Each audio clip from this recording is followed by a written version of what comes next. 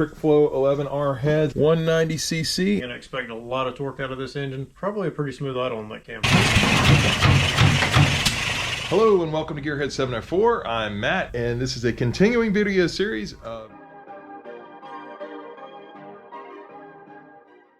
building the engine for Nemesis, my coupe, my SSP.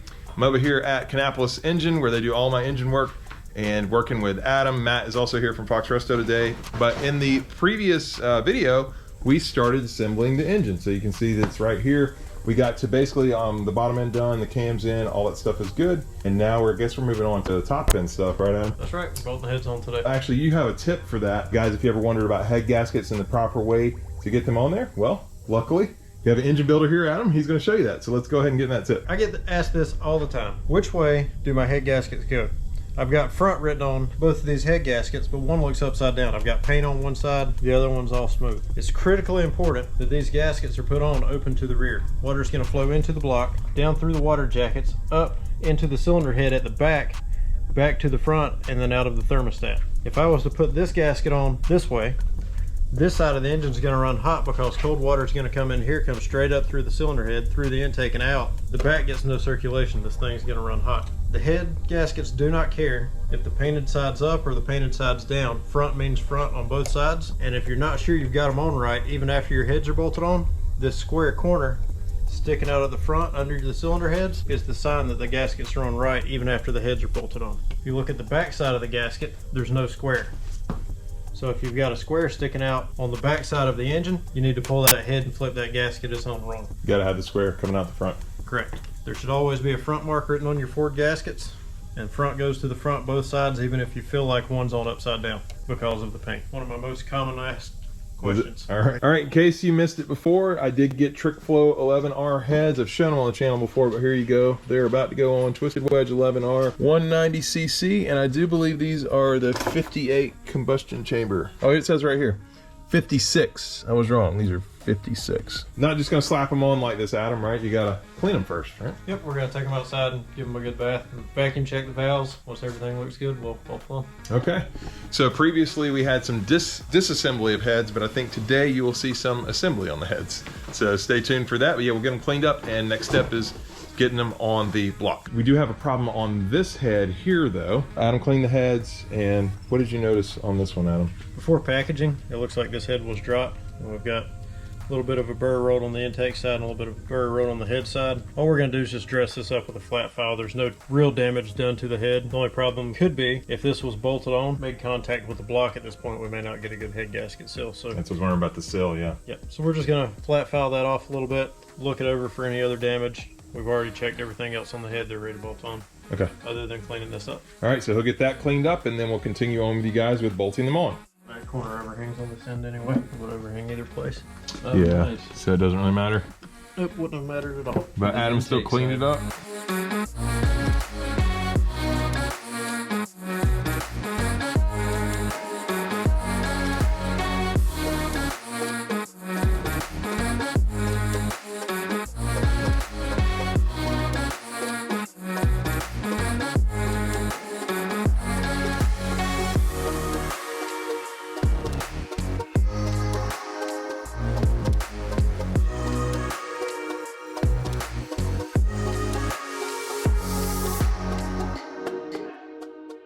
Okay guys, moving right along in the time lapse, Adam put brand new head bolts on here. I believe we are ARP head bolts, right Adam? Correct.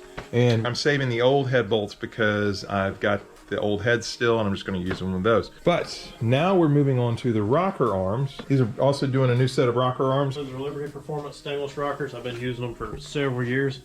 You get a whole lot more clearance around the valve cover baffles, around the valve covers. A lot less chance of needing a super tall valve cover with these stainless rockers. They're slightly heavier than aluminum, but just as strong, if not stronger, much better clearance. Do you think that they might actually clear the stock valve covers? I've had some clearing and I've had some not. So there's two different valve covers. Matt will know what years each came off of. Some of them have ribbing on the inside that is really bad to hit aftermarket rockers, and then some of them are smooth on the inside. So we'll have to take a look at your valve covers, see how it goes. And test it out.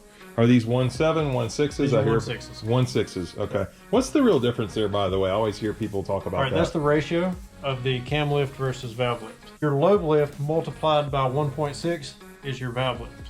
A 1.7 rocker is going to take that same cam and open it slightly further and slightly faster, 0.1% faster and more, because we're going 1.7 times what the cam's doing instead of 1.6 times what the cam's doing. Could you use either one, or I thought that card recommended a 1.6 actually? Most cam manufacturers grind for a 1.6 because that's the most common stock. The 1.7 is to get a little extra out of the camshaft that you've already put in if you've got room for it and if you can benefit from it. All right, and then these are what, just to hold it on, right? This comes with the heads. Yep, that's the guide plates. They come with the cylinder heads, and that's going to guide the push rod. I've got an adjustable push rod in here. You can see the two jam nuts. And what we're going to do is find the correct pattern, the correct rocker arm geometry. We're going to mark the tip of the valve. We're going to put a wear pad on top of the valve. Make sure we're right in the center of the valve. And a nice short wear pad, meaning the rocker arm's pushing straight down on the valve, not sideways or pulling onto the valve. So with our correct push rod length, we can pull the adjustable push rod out, measure it, and order the correct length push rods in a guide plate friendly hardened push rod. Cool, we'll do that. Do you think we'll show them the measuring portion, how to measure push rods, or is that?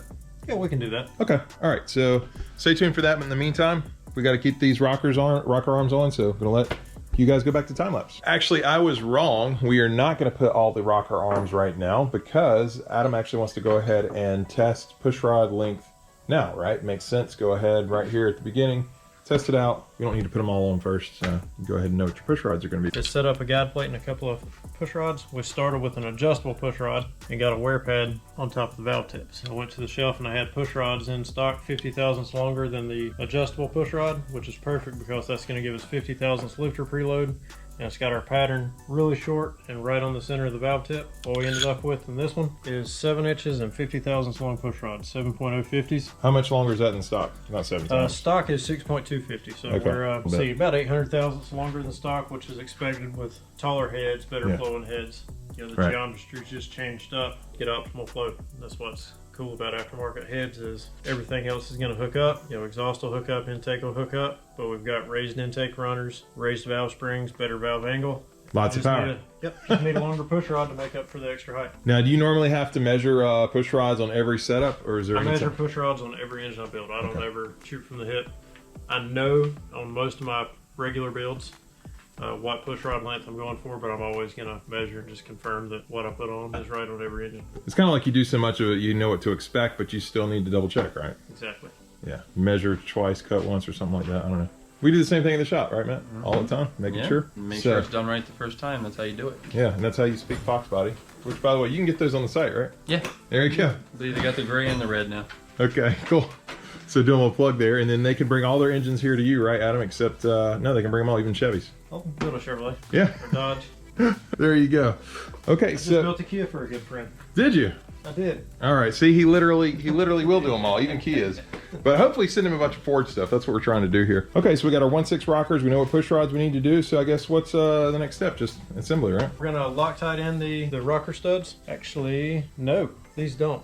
Most aftermarket heads, the intake rocker stud goes into the intake runner. So if you don't put sealer or Loctite on the intake studs, you'll get an oil leak down the intake runner. And oil consumption, smoke, fouled plugs, all kinds of issues. This is the first time I've seen an 11R, and they've actually raised the boss far enough. Since there's no hole there. So there's no hole. That's awesome. All we've got to do is lubricate and torque the rocker studs in, and we'll start adjusting valves. All right, let's get to it.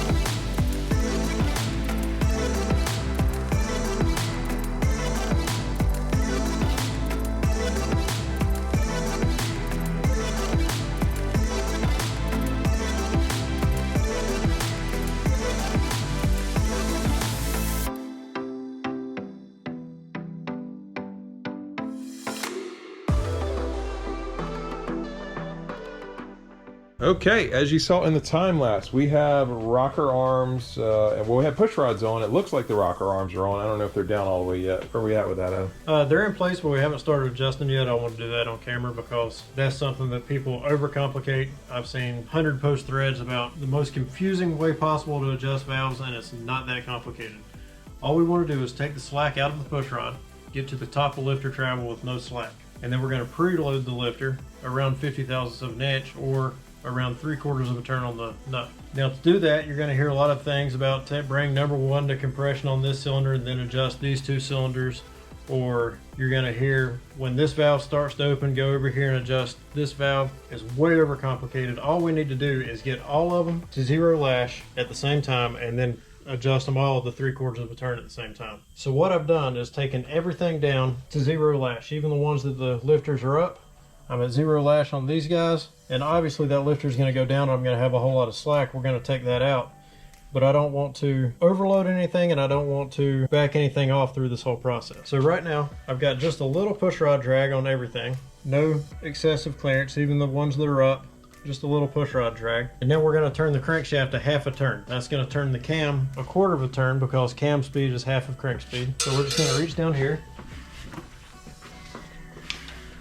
and 1/2 a turn. And some of these things have gone tight. That one I can already see is going tight. That lifter's compressed.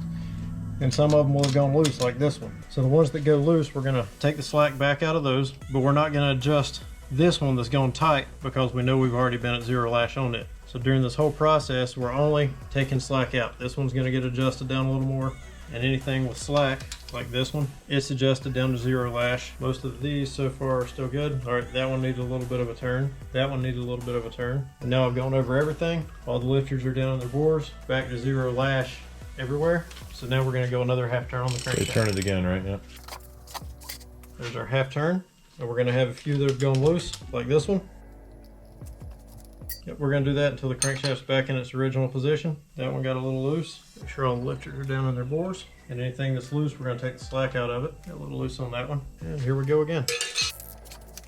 Another 1/2 turn on the crankshaft. And now we shouldn't have much that's loose because the camshaft's already been around 1/2 a turn itself. This will be the last one. The camshaft will be back where we started. Should be all tight now. Everything's tight. Now it's just 3/4 of a turn and lock them. So you like to get them tight, go about 3/4 and then just lock them down? Yep, that's it. The camshaft's been a full circle now. So every lifter has been on its base circle and all the lash taken out. And even though we're adjusting a few with the lobes up, it's been on its base circle with all the slack gone, so that's all we needed. Awesome. So it was that easy. Actually, you made it sound a lot easier than what I had heard before for that. So that's how you do any type of hydraulic valve adjustment. Yeah. And some guys like a little less preload. If you only want a 1/4 turn preload, only give it a 1/4 turn after the 0 lash. Yeah, you just like 3/4, right? So 3/4, it works well. Puts the lifter about 50 thousandths down in travel and works well. All right, so we're pretty close to going on the sim test, I guess, at this point, right? Yep.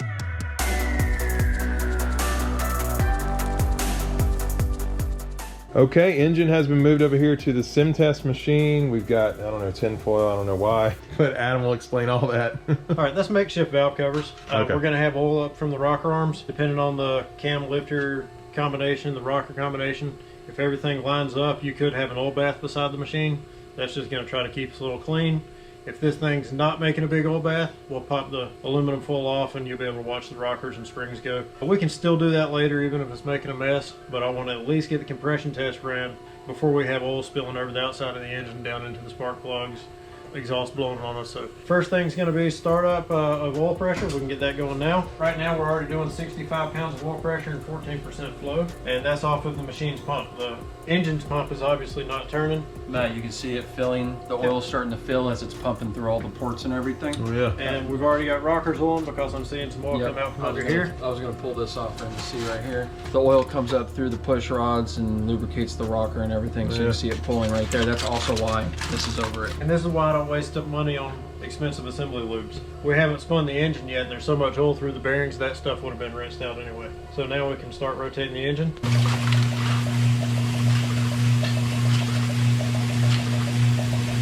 Look at that. Crank's spinning. All right, and we're going to spool it up and run a compression test.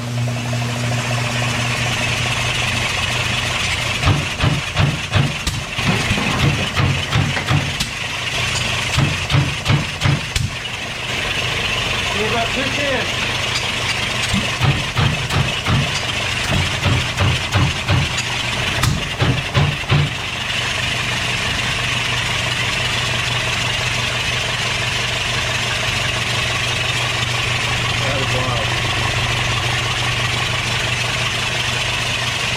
Now you just let it run for about 10 minutes or so? give it a few minutes, make sure we don't get any kind of weird knocks and noises. I'm watching Matt put his jaw right now. We're pulling 11 inch. If that spikes or drops drastically, we'll look for why. But all right, we did come out at 210 everywhere. Yeah, that's actually, apparently that's really good. Adam said it was really good. You said normally you see what, like 150 on some engines? Cam grind has more to do with the dynamic compression that we're seeing than anything else. The more aggressive the camshaft and the more overlap you have, the less compression I'm going to see on the gauge. So it wouldn't surprise me to have a high compression engine with a huge cam making a whole lot less dynamic compression on the gauge. So there's a difference between dynamic compression that you can measure with a gauge and static compression ratios when we talk about 10.5 to 1 or 11 to 1. That's the static ratio. The dynamic compression is what you actually get with cam grind involved. Okay. So that's what we're measuring. With a high dynamic compression ratio, I'm going to expect a lot of torque out of this engine. Probably a pretty smooth idle on that cam. We'll look back at the grind, but I don't think you're going to have too aggressive of a camshaft, but the off-idle torque's going to be phenomenal. Awesome. Awesome. Well, you guys heard it right here. So we'll see when we get to the dyno. What? Is that tomorrow, Matt? We go to the dyno? No, but I guess she's ready to come home, right, Adam? Ready to take the engine back with her? We're going to drain it, or drain some of this residual oil off so it doesn't make too much of a mess in Matt's van, and wrap it in plastic and you'll be on your road. Okay. All right. Well, I'm excited. So, yeah, that's going to be it for this one, guys. Taking the engine back to Fox Resto, where we will be putting it into the Nemesis. But yeah, no, I'm really excited. Got a lot more to do on Nemesis to get this in, but we're close, and this was obviously a big video. So hopefully it was 2 videos. Hopefully I didn't lose the first one. I still don't know with my SD card, but we're going to go ahead and wrap this one up. Hope you guys enjoyed the video. If you did, please hit the like button. If you're stopping in for the first time, please subscribe. Do upload 2 times a week. We'll see you here next time on Gearhead 704.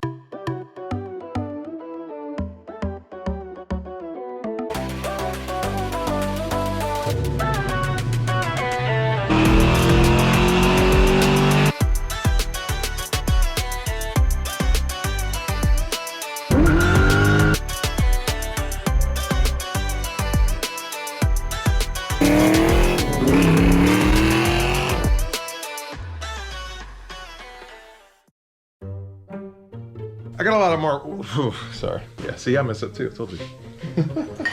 It's not just you, Adam. You're doing better than me today. Here we go. This is blooper material. Oh. Now you're going to go? Okay.